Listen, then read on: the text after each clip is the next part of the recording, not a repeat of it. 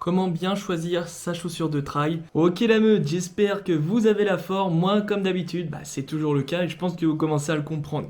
On se retrouve pour la deuxième partie sur les chaussures de trail running et aujourd'hui, je pense que là, c'est la vidéo qui va vous intéresser le plus. C'est comment bien les choisir. Vous allez choisir votre première paire ou une nouvelle paire pour faire vos entraînements de trail et faire vos premières courses. Donc il est important de bien les choisir parce qu'elles vont vous accompagner pendant pas mal de kilomètres, sur pas mal de courses dans le monde entier. Allez, on se laisse imaginer un petit peu ça quand même.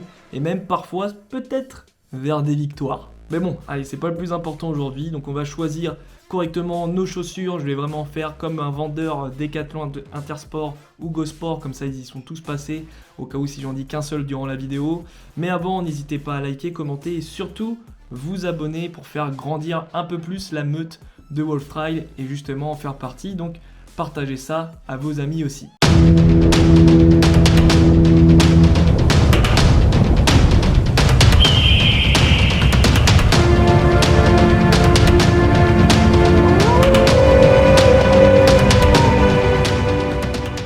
Alors dans cette vidéo, on va avoir plusieurs parties, donc selon les questions que vous pouvez vous poser. Voilà, quelle chaussure je vais choisir parce que j'ai une foulée comme ceci, comme ceci.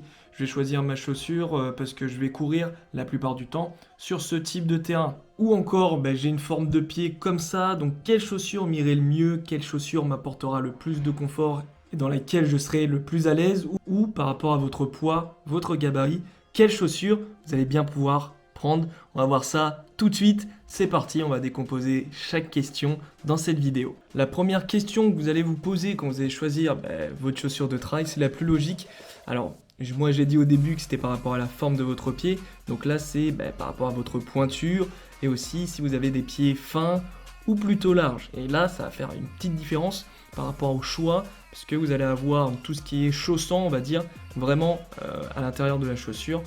Selon les marques, vous allez avoir des chaussants beaucoup plus resserrés et des chaussants beaucoup plus larges. Parce que oui, on n'a pas tous les mêmes pieds et les marques l'ont bien compris, donc elles se sont toutes démarquées dans des styles de chaussures. Certaines en font plusieurs, d'autres qui se sont spécifiées dans des pieds fins ou pieds larges sont bien meilleurs, c'est toujours ça dans la spécificité de toute façon. Donc ça sera vraiment important de vérifier ça. Il faut savoir que la chose la plus simple, enfin par expérience, c'est comme tout le monde, je pense que ça vous est déjà arrivé, c'est quand vous allez choisir vos chaussures dans un magasin, que vous allez les essayer.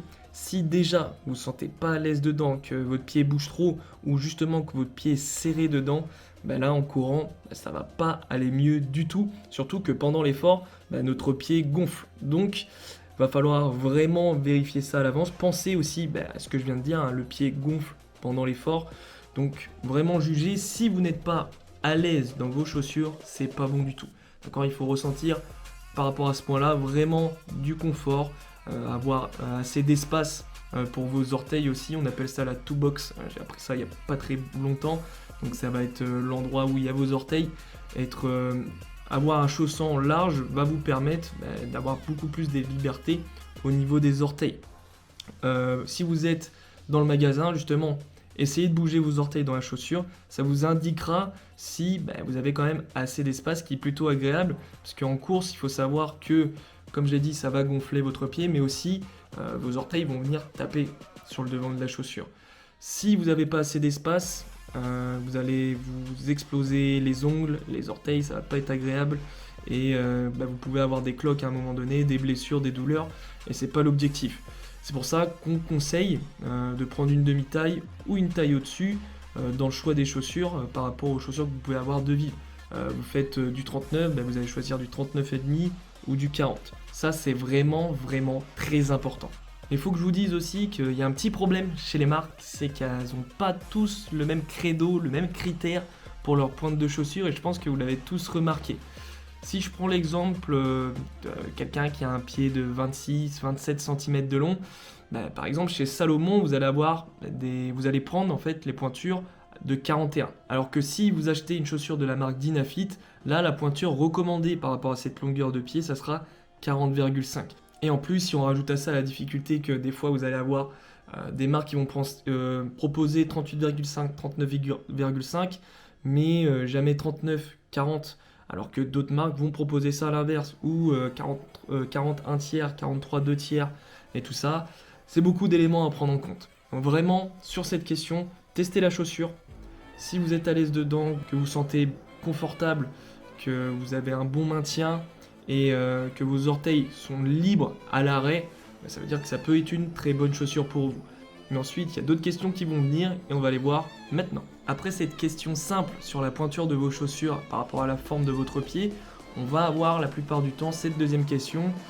Mais cette chaussure, est-ce qu'elle va pouvoir le faire sur le type de terrain que je vais rencontrer pendant mes entraînements et mes courses? Je vais vous faire passer sur mon écran et je vais vous montrer quelques modèles de chaussures et vous expliquer par rapport à ce qu'elles proposent, leurs caractéristiques, sur quel terrain elles vont pouvoir aller. Comme ça, quand vous arriverez en magasin, vous serez un petit peu plus expert et vous allez pouvoir choisir correctement vos chaussures. En type de terrain qu'on va attaquer en premier, on va parler des chemins. Les chaussures de trail qui sont dédiées à ce type de terrain sont relativement uniformes, elles vont plus ressembler aux chaussures de route et pas trop quand même parce qu'on reste sur du trail. Alors les chaussures comme ça vont offrir peu de protection, que ce soit sur les côtés ou sur le devant de la chaussure. Par contre, l'avantage c'est qu'elles vont être bien plus légères que toutes les autres chaussures de trail. Donc si vous pratiquez le trail sur des collines ou en forêt ou des pistes qui sont plutôt ouvertes en plein été, ce type de chaussures de trail running est vraiment idéal. Vous allez pouvoir retrouver ce type de chaussures chez Salomon avec le modèle XA Elevate de GTX. Chez New Balance aussi, pas trop expert en trail, mais ces chaussures-là sur sentier le font quand même. Les Fresh Foam Hero V5, excusez-moi pour l'accent, je voulais pas faire d'effort non plus. Et Saucony, aussi très très bonne en running sur route, sur trail. Elle a quand même pas mal d'avantages avec la Peregrine. Par contre, si vous prévoyez de faire du trail sur des terrains plus glissants et bien plus techniques, là, la chaussure va commencer à être bien différente. On va retrouver, encore une fois, Salomon, qui est vraiment le maître en trail running, avec les Speed Cross 5, qui est bien plus connu et bien plus utilisé. Donc pour les terrains glissants, ça sera beaucoup plus adapté. Comme on peut voir, là les crampons commencent à être de plus en plus dessinés sur la semelle extérieure. On va avoir Salewa aussi avec les MS Ultra Train 2 et Oka avec les Speed Goat 4. Les chaussures, on va avoir beaucoup plus de renfort avec des pare-pierres, que ce soit sur les côtés ou sur le devant de la chaussure. La semelle intermédiaire qui est amortissante, elle sera idéale pour absorber les vibrations au cours des descentes.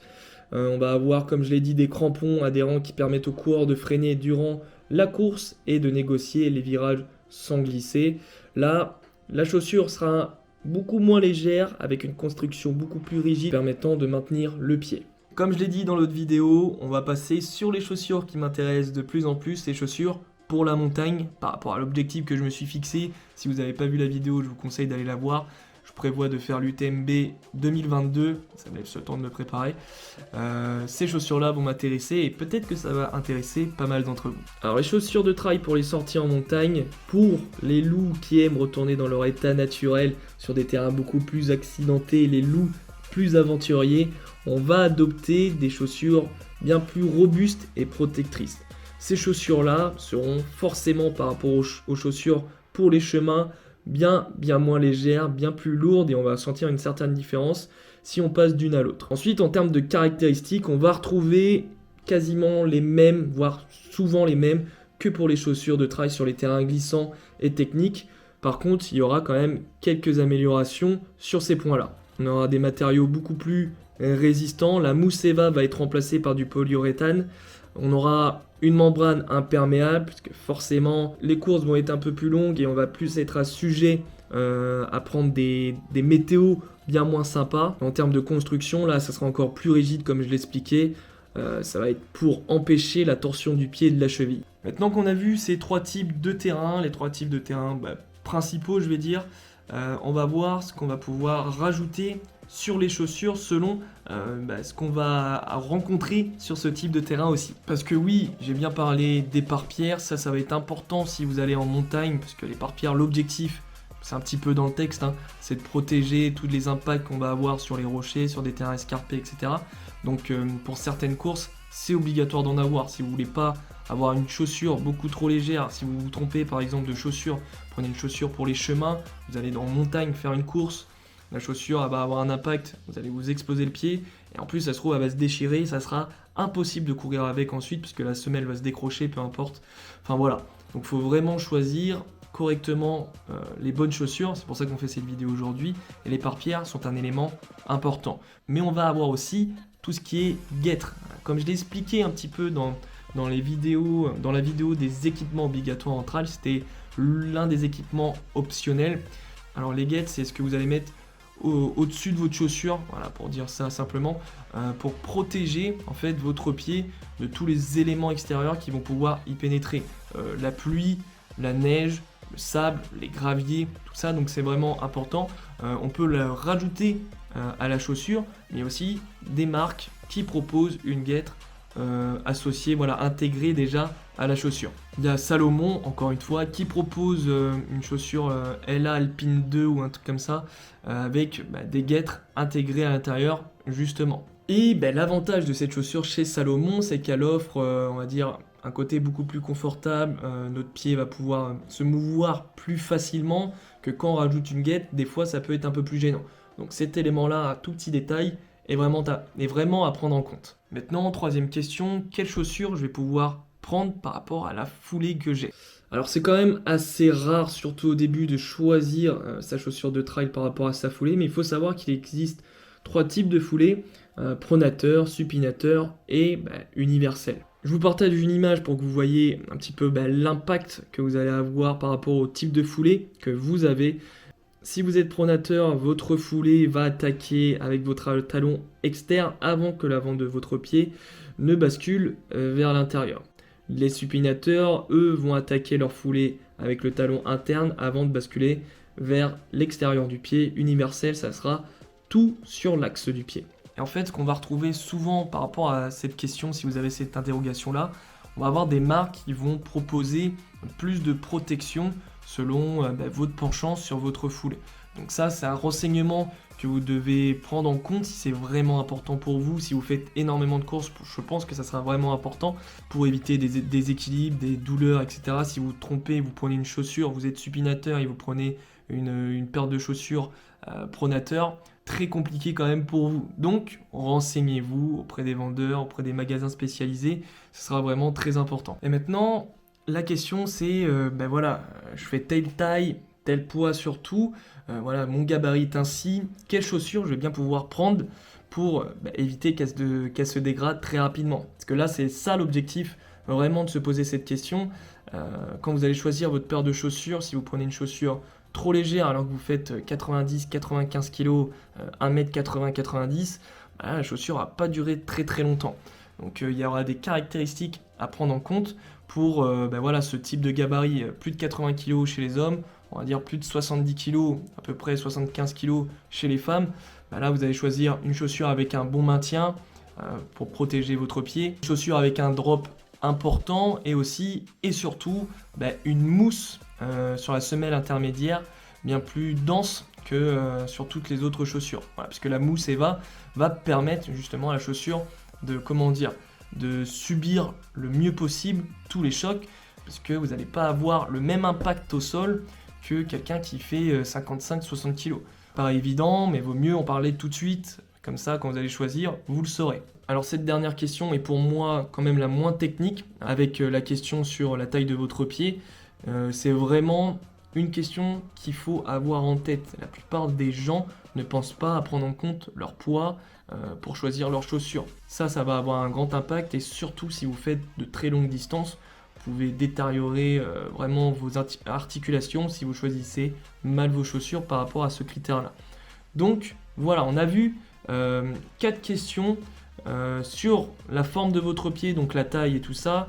Voilà, choisir des chaussures larges ou resserrées par rapport à la forme de votre pied, ça sera très important par rapport au type de terrain, montagne, terrain glissant, plus technique, ou sur des chemins, voilà, plaines, collines, voilà, des terrains beaucoup plus dégagés. Là aussi, il y aura un choix à faire par rapport aux caractéristiques de la chaussure. On a vu aussi par rapport à votre foulée, si vous êtes supinateur, pronateur ou universel, là ça sera important, et aussi important pour éviter le risque de blessure, comme la dernière question qu'on a vue, choisir vos chaussures par rapport à votre gabarit, à votre poids. Vous n'allez pas pouvoir prendre les mêmes chaussures qu'une fille qui fait 60 kg et qu'une fille qui fait 85 kg. Forcément, il faudra choisir des chaussures différentes.